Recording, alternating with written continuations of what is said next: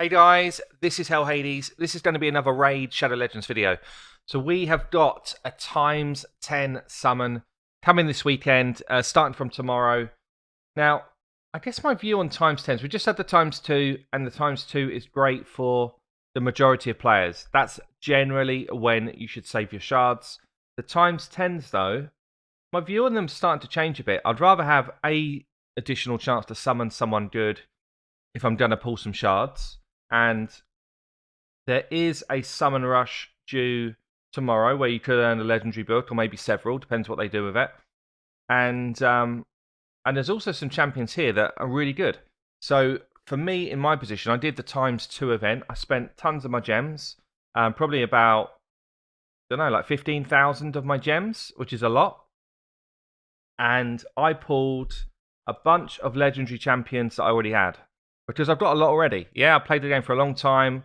A whale harder than most on the game. The only non-legendary champion I pulled in that event last weekend was this guy, who's one of the worst legendaries in the game, worse than most epics. So, yeah, I pulled dupe, dupe, dupe, dupe, dupe, dupe, dupe. So a lot of dupes, and so I've got a lot of legendaries, but there, so many dupes in them that actually it wasn't really worth all of my gems to invest. Maybe if I got a non-dupe, then I'd be saying something different, I guess. But for me, it wasn't a good event. So I'm going to talk through who's coming on this times 10, whether I think they're good enough for people to invest whatever they've got left if they want to. And yeah, let's get into it. So let's start then with the epic champions. So this guy seems to feature a few times now in these times 10s, and probably rightly so because it pulls the cash.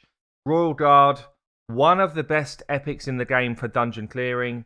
What I'll do is I can show you a bunch of these in action at the end of the video.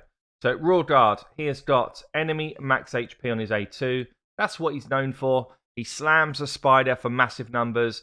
He slams waves for massive numbers and bosses. Really strong champion. Decreased defense on his A1, decreased speed on his A3. Fundamentally, like a game changer in terms of epics. Game changer in the epic world. So Royal Guard, is he worth pulling shards over if you've got some? Yeah, he actually is. He actually is. Great champion. And with him being a times 10 as an epic, I feel like that's more worthwhile than perhaps legendaries, who are still very, very hard to get. The next one is another game changer. I feel like this. Maybe I'm going to call this video the Game Changers, because they really are. They're really good, strong champions. So we've got a Dark Elf. I think, is she Dark Elf? No, where does she live? Demon Spawn. Demon Spawn champion. Yeah, Allure. So Allure is a game changer. She's a finite game changer. She can single-handedly keep the boss's turn meter down. Incredible champion. Really, really valuable for faction wars. Really valuable for finite. Actually pretty valuable for spiders as well. Got a mini version decreased defense on her A2. Big hit on her A3. But she's all about the A1. A1 to keep turn meter down is really, really effective. So Allure, is she worth pulling shards over? Yeah, she probably is. She probably is, if you've got some left. That's the point, if you've got some left, because people have been fleeced over the last weekend. Next one then is another absolute game changer. So this is the first. Why can I not remember where anyone is nowadays? Oh yeah, this is the first Void champion. So we've probably got some Void shards between us. Seer, I'll show you again. I'll show you this at the end of the video. Her in action. I did do a guide on her recently. You should check it out. She does not need crazy stats to do crazy, crazy things. She's single-handedly the best champion clearing dungeon waves in the whole game. Pair with someone who's got a lot of buffs. She uses this A3 to remove everybody's buff, including the enemies, and she does a ton of damage, an absolute shed load of damage. She does have an AoE weaken, and she increases your crit rate as well. She's got a chance of an extra turn on her A1. Just an all-out insane champion. So for a Void, is this worth pulling Voids over? Yeah, it probably is. She is a really, really strong champion. So let's get into the legendaries then. First one we've got, I like how this is different factions. It feels like they just picked out relevant champs this time. We've got ourselves Fu Shan. Fu Shan is a great champion as well. He's got a speed lead in all battles, 24%. That's as high as all battle speed leads get. So really solid there. Can work in Clan Boss with this decreased defense here, but it is on a 4-turn cooldown if booked. So it's not enough to keep it up all the time. But he is great in Arena. He's great in Fire Knights. He's got chances of extra hits here, double hit here, 4-hitter here, speed aura. Used to be my lead in Fire Knights for a long, long time until I got Lysandra. Really good base stats. Hits pretty damn hard. I can show you him as well. Good champion. Next one, it's another beast, guys. This is going to be the only one I don't have on this list. I think he's here. No, must be here. Yeah. Septimus. So I've only got one Sacred. I will pull my Sacred to try and get Septimus. He can do things other people can't do in this game.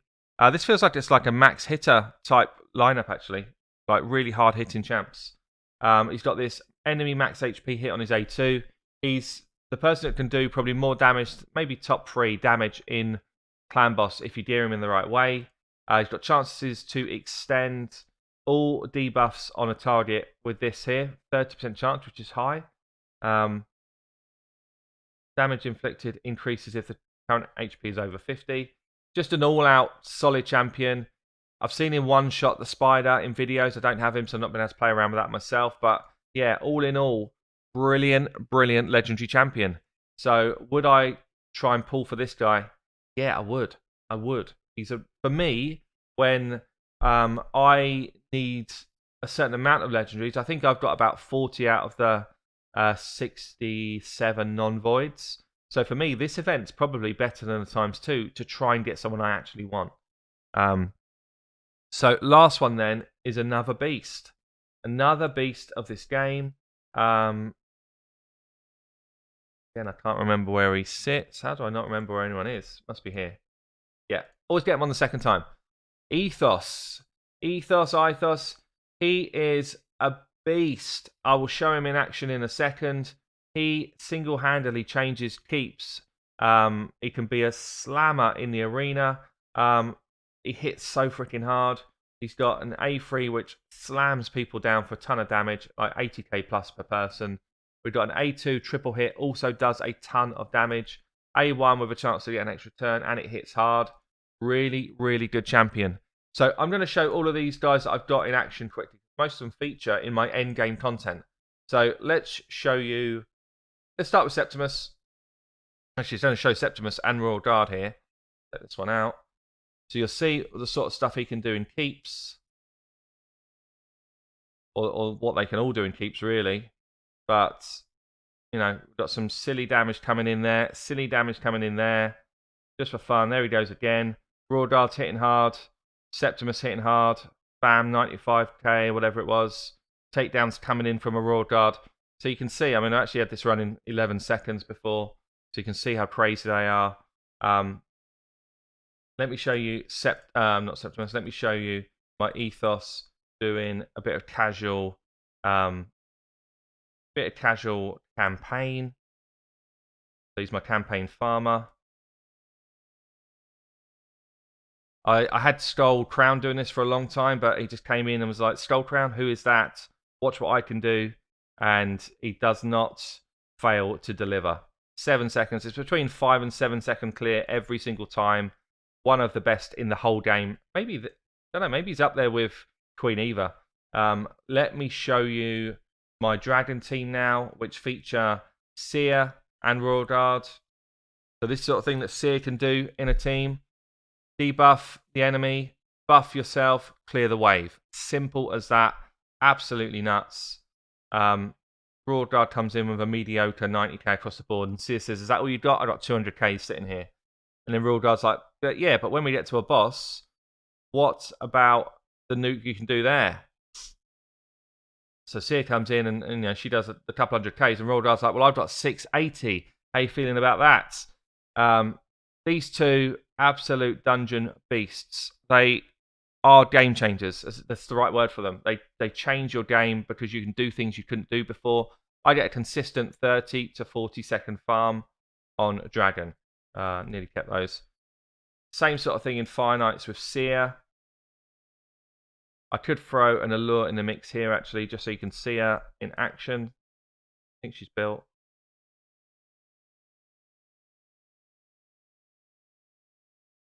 Yeah. So let's show you what allure can do in this one. Oh, I should have put Eve. Should have put. Let me just change it. I'm going to put Fushan in as my lead. Yeah, they're surrounded by good champs as well, by the way. I'm not just going to throw in these guys on their own, but you can see how effective they are. Where is he? Must be sitting in my vault. Shan, make sure he's got gear on. I think he has. Some gear on. I do.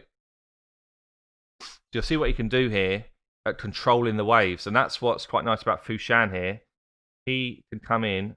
So Lure does the decreased defense small version. Fushan just does those hits. Look at the stuns that have gone out. That's all Fushan. Just makes this wave much easier to deal with. There's his 4-hitter.